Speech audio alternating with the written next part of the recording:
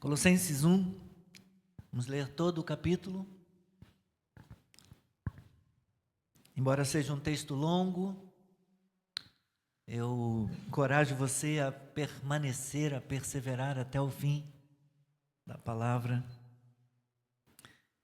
Carta de Paulo aos Colossenses, Paulo, apóstolo de Cristo Jesus, pela vontade de Deus, e o irmão Timóteo, aos santos e fiéis irmãos em Cristo que estão em Colossos.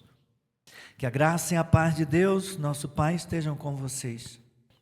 Damos sempre graças a Deus, Pai de nosso Senhor Jesus Cristo, quando oramos por vocês, desde que ouvimos da fé que vocês têm em Cristo Jesus e do amor que vocês têm por todos os santos.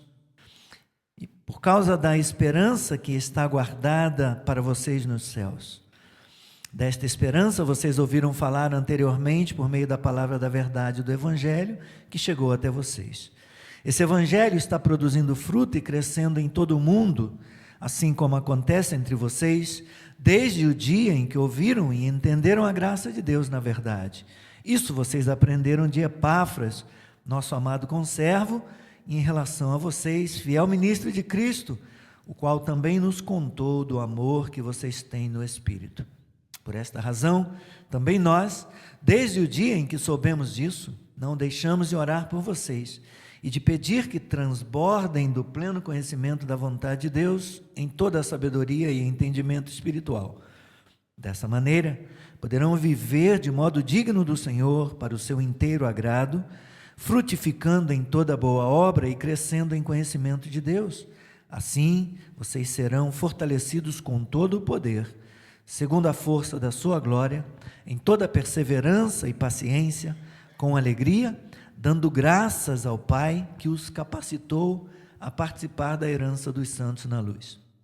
Ele nos libertou do poder das trevas e nos transportou para o reino do seu Filho amado, em quem temos a redenção, a remissão dos pecados. Ele é a imagem do Deus invisível, o primogênito de toda a criação, pois nele foram criadas todas as coisas nos céus e sobre a terra, as visíveis e as invisíveis, sejam tronos, sejam soberanias, quer principados, quer potestades.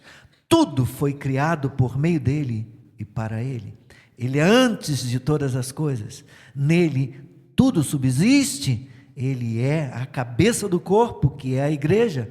Ele é o princípio, o primogênito dentre os mortos, para ter a primazia em todas as coisas. Porque Deus achou por bem que nele residisse toda a plenitude e que, havendo feito a paz pelo sangue da sua cruz, por meio dele, reconciliasse consigo mesmo todas as coisas, quer sobre a terra, quer nos céus.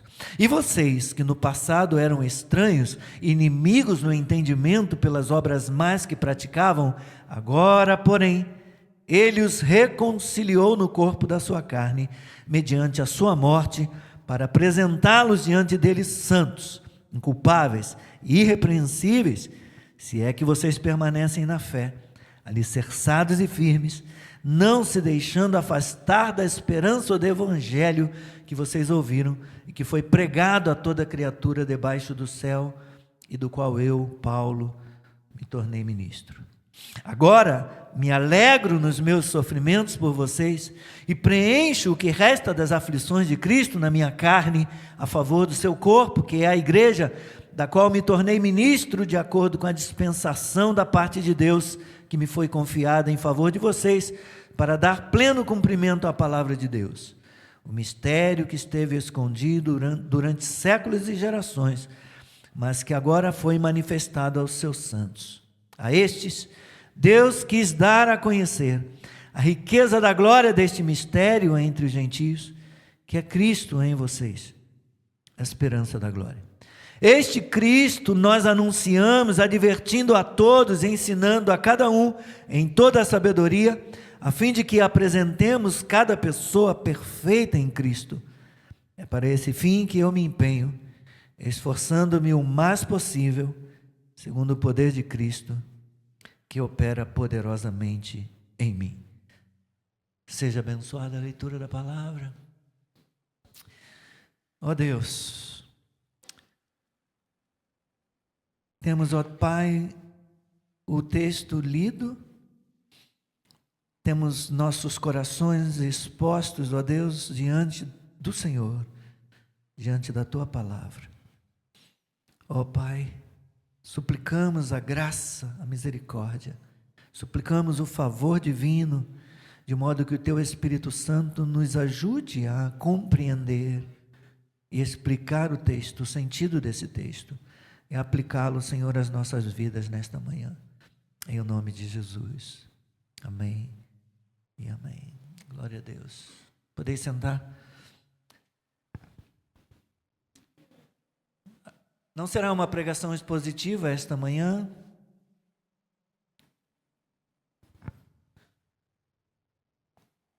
Será uma pregação temática.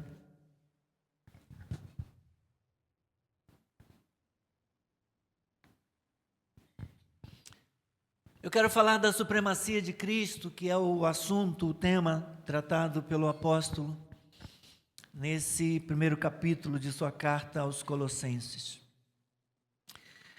Mas o que eu quero que você entenda ao falar sobre a supremacia de Cristo? Supremacia significa superioridade absoluta ou autoridade máxima. Refere-se a um estado de controle ou domínio incontestável que uma pessoa se destaca acima dos demais. Essa palavra, supremacia, é usada com frequência como sinônimo de hegemonia. Quem tem supremacia tem hegemonia.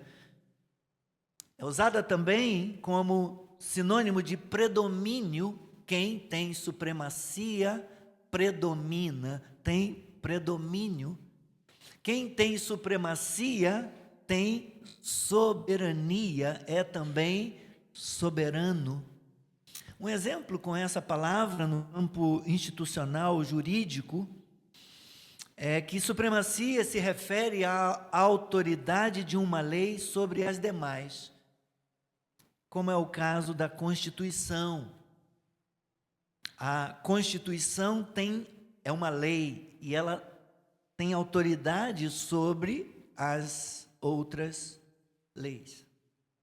A Constituição é a carta magna de uma nação, é a lei suprema de uma nação, aquela que tem superioridade absoluta, autoridade máxima. É nesse sentido que eu uso a palavra supremacia nesta manhã. É sobre isso que eu quero falar com você a respeito do nosso Senhor e Salvador, o Senhor Jesus Cristo. Ele tem supremacia, Ele tem superioridade absoluta, Ele tem autoridade máxima, domínio incontestável sobre tudo e sobre todos. Amém? Glória a Deus. Em geral, o mundo não rejeita a Cristo, mas rejeita a singularidade e a supremacia de Cristo. As pessoas vão até certo ponto ouvindo falarmos do nome de Cristo, falarmos da pessoa de Cristo, até o ponto de você mostrar que esse Cristo é superior a todos, que esse Cristo é único, que Ele é exclusivo, que Ele tem autoridade máxima, que Ele é o único caminho. Quando você diz que Jesus Cristo é o único caminho para Deus, aí pronto. As pessoas já começam a dizer, não, mas não é bem assim, todo caminho leva a Deus. Então as pessoas rejeitam a supremacia de Cristo e a sua singularidade. Hoje muitas pessoas, assim como os falsos mestres em Colossos, dão a Jesus uma certa deferência, um certo destaque, mas não lhe dão a posição de supremacia, de governo, de domínio, de soberania. A maioria das pessoas não entende, como nós temos aprendido pelas Escrituras, meus irmãos, que Jesus não é um grande homem em meio a outros homens. Jesus é único, Jesus é o Filho de Deus, preeminente em todas as coisas. Nesse primeiro capítulo da carta de Paulo aos Colossenses, o apóstolo destaca a supremacia de Cristo em diversas áreas da vida, começando pelo Evangelho, que nós vemos nesses primeiros versículos aqui, de 1 ou de 3 a 12. 1 a 2 é a apresentação que ele faz, a saudação para os irmãos, na carta, falando de Timóteo. Mais à frente ele vai falar de outros discípulos que também o acompanharam nesse trabalho, inclusive na plantação da igreja de Colossos. Mas há um destaque aqui, nesta primeira parte deste capítulo 1, na supremacia de Cristo na mensagem do Evangelho. Aparentemente, Epáfras, que é mencionado aqui nesse capítulo, ele ouviu Paulo pregar o Evangelho de Cristo em Éfeso, e então se converteu ao Evangelho e levou essa mensagem transformadora do Evangelho para as pessoas lá na cidade de Colossos. Atos, capítulo 19, nos conta isso, com detalhes desse trabalho feito por Paulo e os demais discípulos que estavam com ele, na plantação e no início do projeto missionário que alcançou a cidade de Colossos.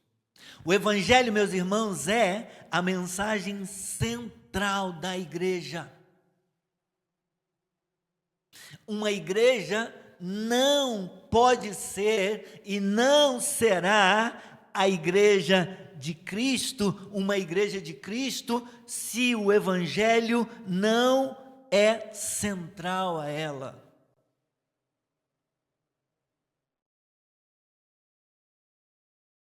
Efésios capítulo 2, versículo 12, nos dá conta de que a maioria das pessoas no mundo greco-romano vivia sem esperança. Esperança pode ser entendida como a fé dirigida ao futuro. Então, vendo que as pessoas estavam sem esperança naquela localidade, Epáfras se incumbiu de começar um ministério ali, pregando o Evangelho, a fim de levar esperança para aquelas pessoas.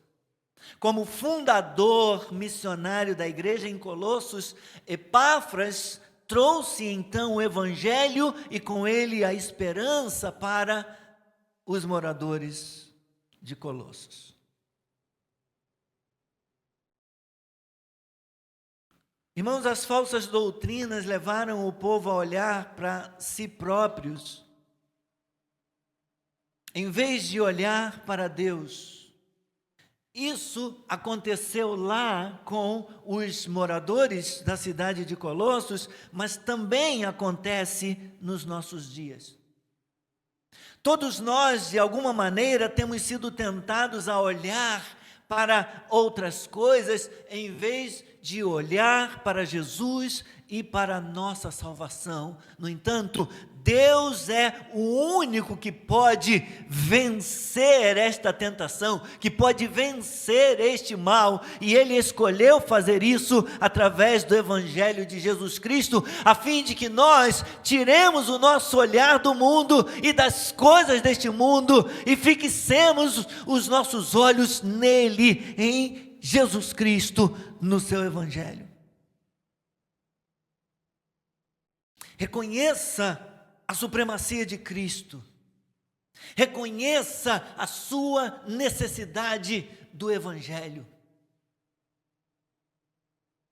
E renda-se àquilo que Deus quer fazer na sua vida, através da obra de Jesus Cristo na cruz. E por causa disso, Paulo então ora e agradece a Deus pelos crentes colossenses nessa primeira parte. Mas em segundo plano,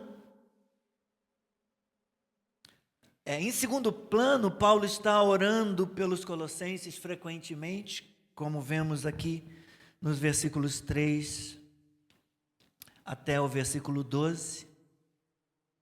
Porém, em primeiro plano, ele está proclamando amplamente a verdade da salvação em Jesus. Então Paulo diz que ele nos libertou do poder das trevas e nos transportou para o reino do seu Filho amado, em quem temos a redenção, a remissão dos pecados. Paulo está ensinando, está dizendo, meus irmãos, que assim como Deus resgatou o seu povo da escravidão no Egito, sob a dispensação da antiga aliança, assim também Ele agora os libertou do poder das trevas, do domínio de Satanás e dos poderes do mal.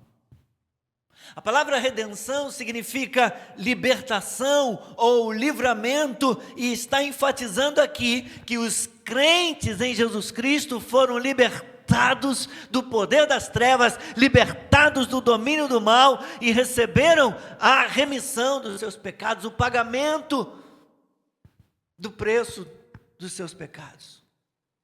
Isso Jesus Cristo realizou na cruz, através da sua morte e ressurreição. O Senhor Jesus Cristo, meus irmãos e irmãs, permanece acima de toda a cabeça e de todo o ombro na história por causa de sua cruz. Os líderes religiosos morrem, mas apenas Cristo, o Filho de Deus, morreu na cruz pelos pecados do mundo. Morreu e ressuscitou. É a cruz que exalta, é a cruz que eleva, é a cruz que levanta Jesus muito acima de todos. E que deve nos fazer lamentar e chorar, porque ela prova a nossa culpa, ao mesmo tempo que mostra a dimensão do amor de Deus. Quando olhamos para a cruz, lembramos o tamanho do nosso pecado, a nossa culpa e a nossa indignidade. Mas lembramos e somos lembrados também que nela Deus nos amou ao sacrificar o seu Filho por nós. Em Cristo, portanto, há tudo que um pecador necessita para a redenção. Há tudo que eu e você precisamos para a redenção e para a remissão dos nossos pecados. Mas Paulo não fala somente da supremacia de Cristo na mensagem do Evangelho, ou da supremacia de Cristo na cruz. Ele também fala da supremacia de Cristo na criação, do versículo 15 ao versículo 17. Ele é a imagem do Deus invisível, o primogênito de toda a criação, pois nele foram criadas todas as coisas nos céus e sobre a terra, as visíveis e as invisíveis, sejam tronos, sejam soberanias, quer principados, quer potestades, tudo foi criado por meio dele e para ele. Ele é antes de todas as coisas, nele tudo subsiste. Glória a Deus, louvado seja o Senhor. Igreja, os mestres gnósticos ensinavam que Deus fez os mundos por intermédio de uma série de emanações de si mesmo. e que Cristo era uma dessas emanações. Paulo, todavia, assegura que Cristo não é uma emanação de Deus. Ele é Deus. Ele é o Deus encarnado, Ele é o Deus vindo da parte de Deus, é Deus que estava lá no princípio de todas as coisas, participando ativamente da criação. Cristo não é uma emanação do Senhor, uma influência que acontece aqui e ali de vez em quando, não. Ele é o Senhor, o Criador e sustentador de todas as coisas do universo. A imagem no versículo 15 significa a reprodução exata.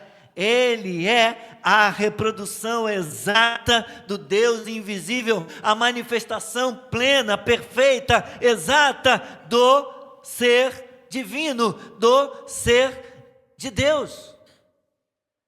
Segundo a segundo, minuto a minuto, Jesus Cristo sustenta a criação que trouxe à existência. Cristo é o mais elevado em posição de toda a criação. O primogênito não fala de tempo, ele é o primeiro, o mais antigo. O primogênito fala de posição, ele é o mais elevado, ele é aquele que tem autoridade absoluta. Cristo é o mais elevado em posição, portanto, ele é o herdeiro de tudo na criação. O herdeiro do trono de Deus sobre a criação. Jesus é Senhor sobre tudo e acima de todos.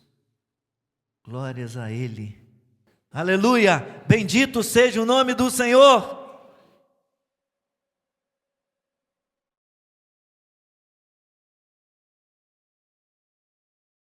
Mas Paulo ainda fala sobre a supremacia de Cristo na igreja. Nos versículos 18 a 23, ao dizer que Ele é o cabeça do corpo, que é a igreja.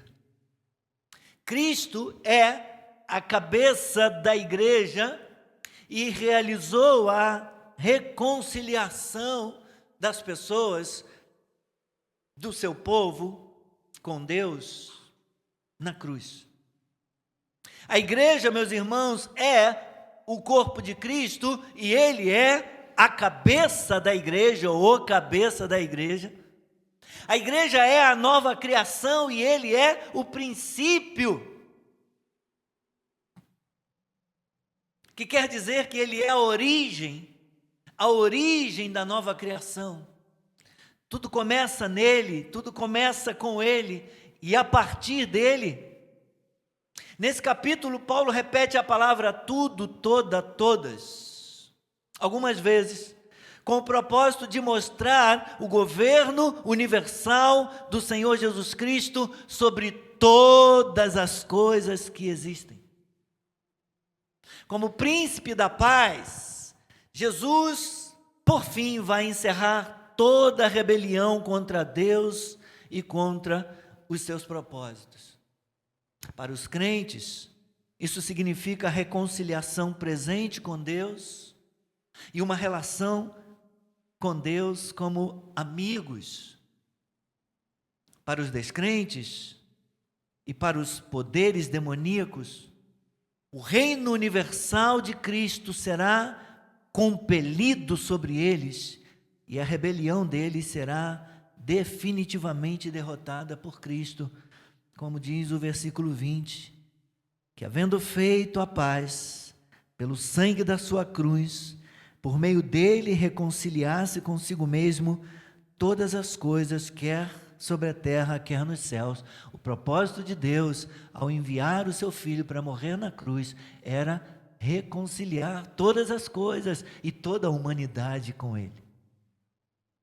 E aqueles que creem serão reconciliados, estão reconciliados com Deus. Mas os que rejeitam, arcarão com o custo desta rejeição, porque essa rebelião receberá a justa recompensa. A morte de Jesus na cruz, meus irmãos, deu-lhe poder de reconciliar consigo todas as coisas e deu-lhe autoridade como rei dominador que voltará. E quando ele voltar, consumará a redenção dos justos e o juízo dos ímpios. Glórias a Deus. E o que mais poderíamos querer que pudesse nos assegurar que nós fomos, que nós estamos reconciliados com Deus? Será que precisaríamos de testemunho de anjos? Será que precisamos de testemunhos dos homens? Não, meus irmãos, nós devemos olhar para o próprio Deus na pessoa de Cristo. Deus estava em Cristo reconciliando consigo o mundo. Em Cristo nós fomos reconciliados. Você está adorando, cultuando e servindo a Deus por meio de Cristo?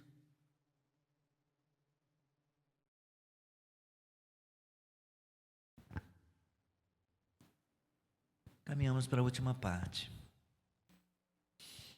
Versículos 24 a 29, onde Paulo fala dos seus sofrimentos. E então, ele mostra a supremacia de Cristo no seu ministério.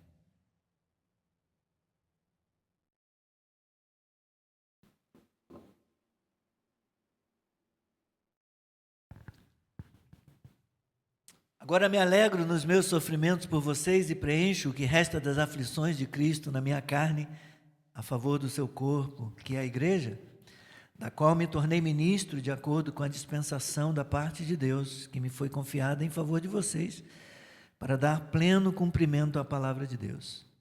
O mistério que esteve escondido durante séculos e gerações, mas que agora foi manifestado aos seus santos.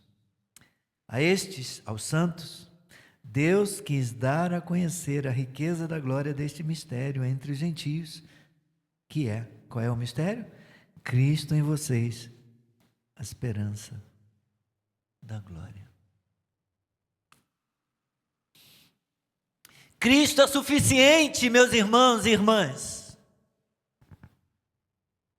Cristo é suficiente.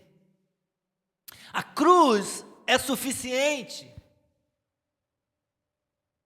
Assim como os sofrimentos de Cristo são verdadeiramente suficientes. E nada pessoal, nem meu, nem seu, nem de qualquer pessoa que seja, pode ser adicionado para garantir salvação. Como se Deus precisasse, então tem um autor e consumador da fé, precisa de alguém mais para ajudar esse autor e consumador da fé. Deus nomeou, constituiu um mediador. Precisa de um segundo mediador, uma segunda mediadora. Não precisa. Cristo é suficiente, a cruz é suficiente, a obra do Senhor é suficiente, a obra que Ele realizou na cruz, sua vida, morte, ressurreição, exaltação, ascensão, glorificação. A obra de Cristo é suficiente. A palavra de Deus é suficiente. Paulo considerava que seu sofrimento pessoal era por causa de Cristo, assim como os sofrimentos que o povo do Senhor experimenta, vivencia, quando anda na presença de Deus, quando se esforça para viver para Cristo nesse mundo hostil. O apóstolo se via como um mordomo ou um administrador divinamente chamado, comissionado por Deus. A responsabilidade de Paulo era dar pleno cumprimento à palavra de Deus, como é dito no versículo 25, da qual me tornei ministro de acordo com a dispensação da parte de Deus, que me foi confiada em favor de vocês, para quê?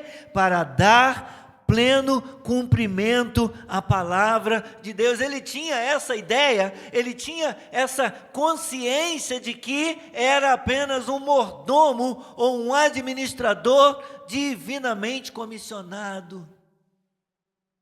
Sua responsabilidade consistia apenas em pregar, servir e dar pleno cumprimento à palavra de Deus.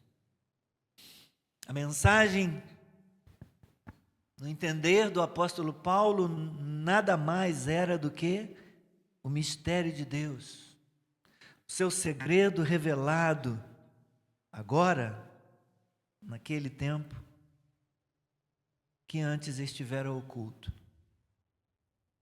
E o mistério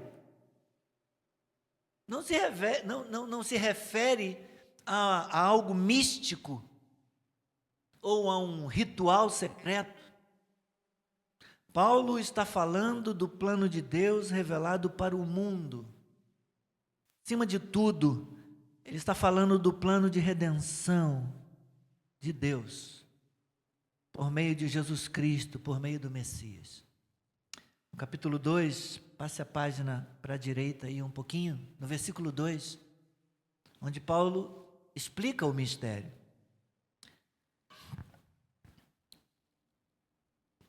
Colossenses 2:2, ele diz: faço isto para que o coração deles seja consolado, para que eles, vinculados em amor, tenham toda a riqueza da plena convicção do entendimento, para conhecimento do mistério de Deus, que é Cristo. O mistério de Deus é Cristo, Cristo em nós, esperança da glória. O mistério de Deus é Cristo, em quem estão ocultos, escondidos, todos os tesouros da sabedoria e do conhecimento. Cristo é o mistério, Cristo era o mistério, Cristo era a mensagem que deveria ser pregada, meus irmãos, ao mundo. No coração do mistério que Deus revela por meio de Paulo, está a maravilhosa marca da nova aliança, que é esta: Cristo em vocês, a esperança da glória. A parte final do versículo 27 do capítulo 1, o texto que em que estamos aportados nesta manhã. Cristo em vocês, a esperança da glória. O próprio Deus, na pessoa de Cristo, meus irmãos e irmãs, está e estará diretamente e pessoalmente presente na vida do seu povo, e sua presença garante ao seu povo uma vida futura com Ele, quando Jesus retornar, quando Ele voltar.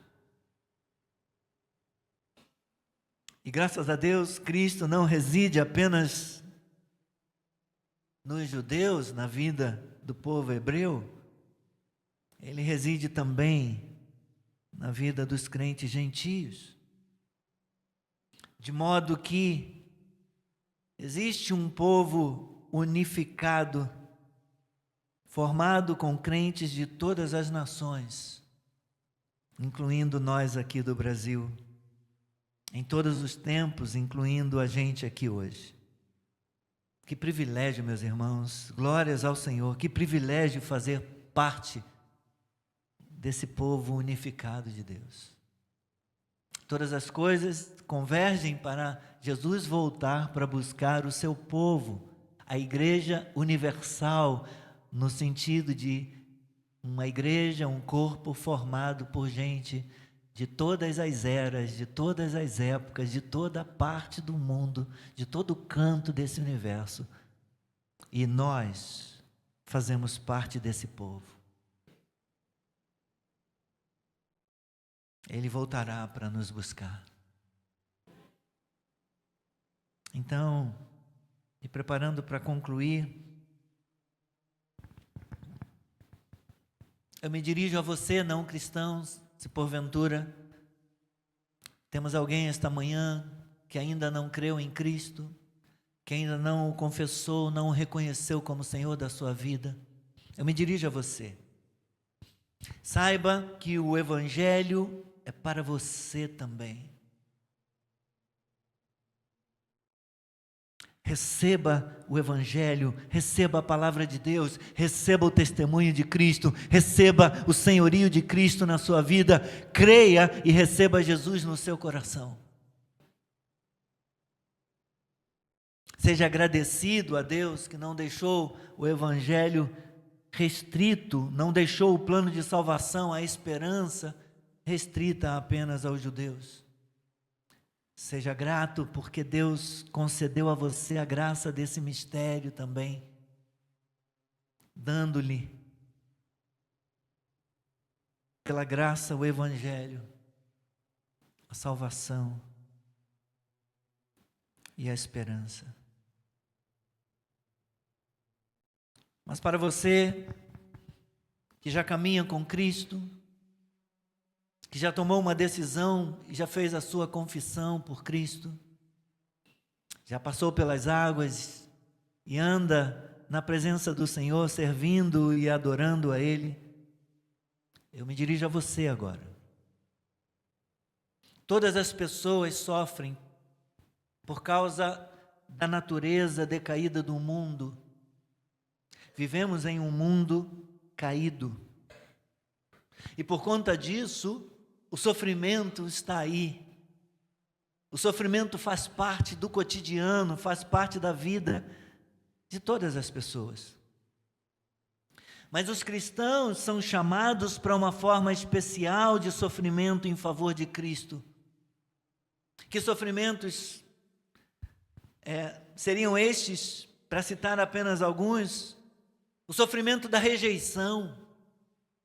Um cristão sabe o que é ser rejeitado.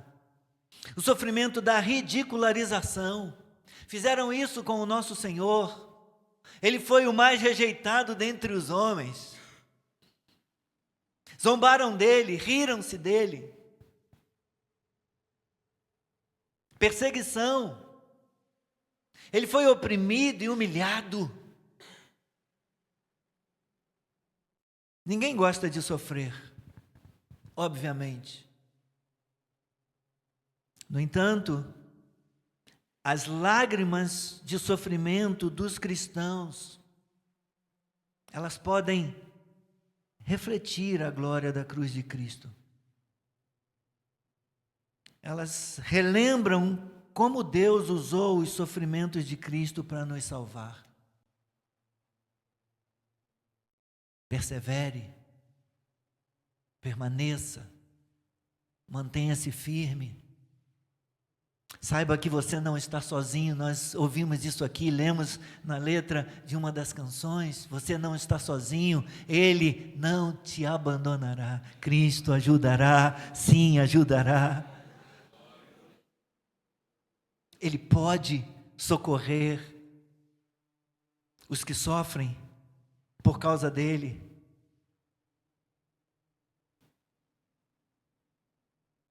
Então, o nosso sofrimento, Deus pode usar o nosso sofrimento também. As experiências que nós temos com rejeição, com ridicularização e até com perseguição. Me lembro do testemunho da preletora ontem, da Maiara. Ela disse que alguém, certa vez, falou para ela que os filhos delas teriam nascido autistas porque ela os teve antes de casar. E depois, por conta de ter se beneficiado de lei que garante a ela poder dar uma assistência no tratamento dos filhos e poder sair do trabalho às vezes mais cedo, que uma colega teria dito: então também vou ter um filho autista também para eu poder sair mais cedo. Mas ela disse que ouviu e não falou nada, porque ela entende que pode ser que ela consiga chegar ao coração dessa pessoa ainda em um outro momento. Ela disse: eu não vou debater, eu não vou discutir, eu não vou polemizar, mas somos ridicularizados. As pessoas às vezes tripudiam na nossa dor, no nosso sofrimento.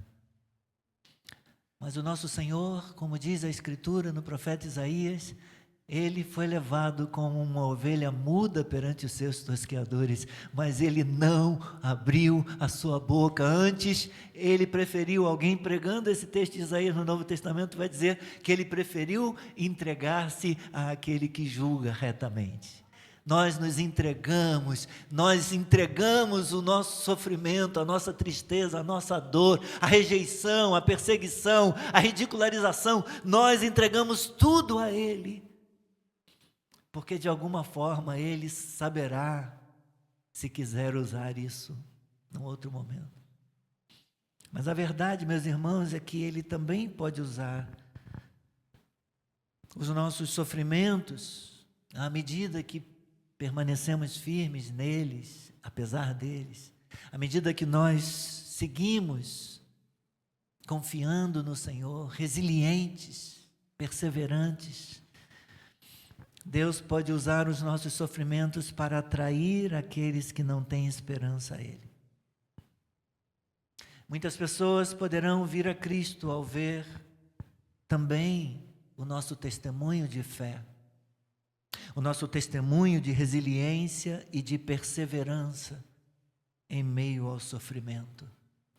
Portanto, creia que Ele já enviou para nós o Consolador, nós não estamos sozinhos. Você que está sofrendo não está sozinho, você não está sozinha. O Senhor cuidará, o Senhor ajudará, o Senhor confortará, consolará o seu coração. Permaneça firme em Jesus Cristo. Então eu concluo com estas palavras: Jesus Cristo tem a supremacia e Ele merece, Ele é digno de toda adoração, Ele é digno do nosso culto, Ele é digno do nosso serviço, e isso não apenas de nós, do seu povo, Ele é digno da adoração, do culto e do serviço de toda a humanidade. Toda a criação, toda a humanidade deve se render a Ele, mas particularmente o seu povo. Amém? Vamos orar? Marlete ainda pode ter uma canção? Pode. Obrigado, Senhor, pela Tua palavra. Obrigado por nos ajudar a lembrar que o Senhor está no controle, que o Senhor é soberano, que o Senhor tem todo o domínio, que o Senhor tem hegemonia, supremacia, que o Senhor tem todo o poder, toda a autoridade. Aleluia. Acima de tudo, que nada foge ao teu controle. Obrigado, Senhor. Nem mesmo o nosso sofrimento, nossa dor. Muito obrigado a Deus pelo privilégio de enviar o Senhor Jesus Cristo para morrer pelos nossos pecados, para nos dar a redenção, a remissão dos nossos pecados. Obrigado. Obrigado, Senhor, por também sustentar e consolar o teu povo, mesmo nos momentos difíceis, lembrando da esperança do Evangelho, lembrando da mensagem do Evangelho, Cristo em nós. Essa é a razão, essa é a explicação de sermos um povo que tem esperança. Obrigado, Senhor. Obrigado. No nome de Jesus nós oramos. Amém. Amém.